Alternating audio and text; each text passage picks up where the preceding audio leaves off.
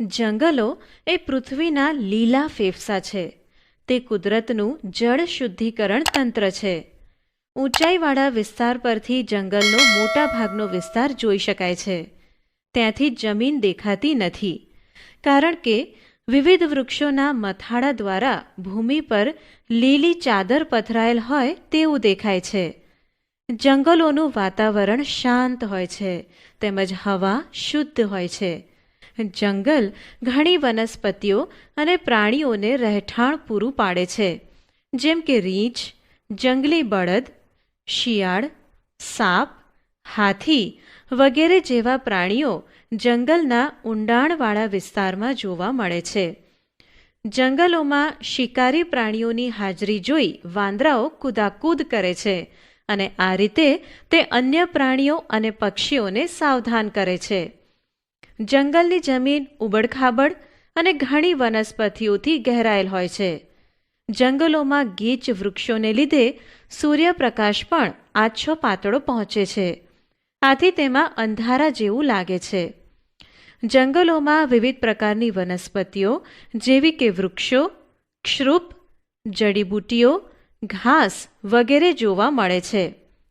જેમાં વૃક્ષો તરીકે સાગ, સાલ, સેમલ, સીસમ, લીમડો, અંજીર, ખેર, વાંસ, આમળા, ખાખરો વગેરે જોવા મળે છે. આ વૃક્ષો પર વેલાઓ અને લતાઓ પણ જોવા મળે છે. આ બધી જ વન્ય સંપત્તિ છે. તેમાંથી વિવિધ પ્રકારની વન્ય પેદાશો જેવી કે લાકડું, ગુંદર, તેલ, મસાલા, કાથો, ઘાસચારો, મધ વગેરે પ્રાપ્ત થાય છે. આ ઉપરાંત વન્ય પેદાશોમાંથી બળતણનું લાકડું, પ્લાયવુડ, ફર્નિચર માટેનું લાકડું, પેપર, દિવાસળી, ખોખા બનાવવા માટેનો કાચો માલ પ્રાપ્ત થાય છે. પ્રકાંડ ઉપરના ડાળીઓવાળા ભાગને વૃક્ષનો તાજ એટલે કે મુગટ કહે છે. જંગલમાં ઊંચા વૃક્ષોની ડાળીઓ નીચા વૃક્ષ પર છવાઈને છત્રછાયા પ્રદાન કરે છે. તેને છાયા તરીકે ઓળખવામાં આવે છે. વૃક્ષોના મુગટ વિવિધ પ્રકારના તથા કદના હોય છે. જંગલમાં મુગટથી રચાતી જુદી જુદી આડી હરોળ જોવા મળે છે, જેને વાનસ્પતિક સમૂહો કહે છે. વિશાળ અને લાંબા વૃક્ષો સૌથી ઉપરનું, ક્ષૃપ તેના પછીનું, જ્યારે લાંબુ ઘાસ અને નાના છોડવાઓ સૌથી નીચેનું સ્તર બનાવે છે. વિવિધ પ્રકારની પર્યાવરણીય પરિસ્થિતિના આધારે દરેક જંગલમાં વૃક્ષો અને અન્ય વનસ્પતિના પ્રકારોમાં વિવિધતા રહેલ હોય છે. એ જ રીતે દરેક જંગલમાં પ્રાણીઓમાં પણ વિવિધતા જોવા મળે છે. જંગલનું તળિયું ઘેરા રંગનું, મૃત અને સડેલા પર્ણો, ફળો, બીજ, ડાળીઓ અને નાના છોડવાથી આવૃત હોય છે. બધા જ પ્રાણીઓ, પછી તે શાકાહારી હોય કે માંસાહારી, તેઓ ખોરાક માટે વનસ્પતિ પર આધારિત હોય છે. શાકાહારી સજીવો એટલે કે પ્રાણીઓ ઘણા ખરા બીજા સજીવો દ્વારા ખોરાક તરીકે ઉપયોગમાં લેવાય છે. ઉદાહરણ તરીકે કીટકો ઘાસ ખાય છે, દેડકો કીટકોને ખાય છે, સાપ દેડકાને ખાય છે. આમ આહાર શૃંખલા રચાય છે. જંગલોમાં આવી ઘણી બધી આહાર શૃંખલાઓ જોવા મળે છે.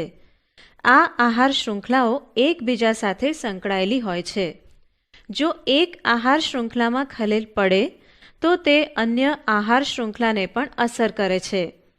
જંગલમાં પ્રાણીઓ મૃત્યુ પામે તો ગીધ, કાગડા, શિયાળ તેમજ અન્ય જીવજંતુઓનો ખોરાક બને છે.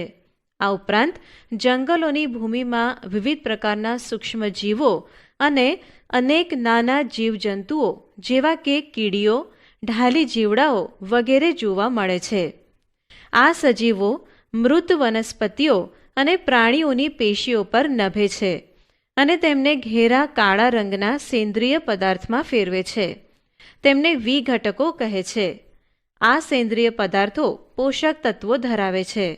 આ પોષક તત્વો વનસ્પતિ દ્વારા ફરીથી શોષાય છે આથી કહી શકાય કે જંગલોમાં કશું નકામું જતું નથી.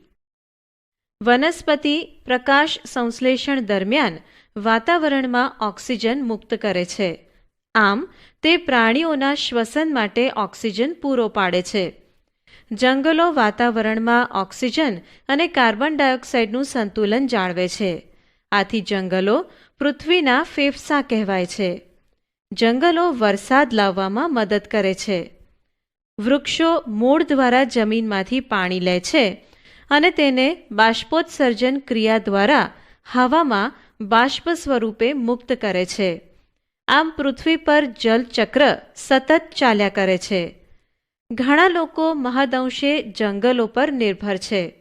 જંગલો તેમને ખોરાક, રહેઠાણ, પાણી અને દવાઓ પૂરી પાડે છે.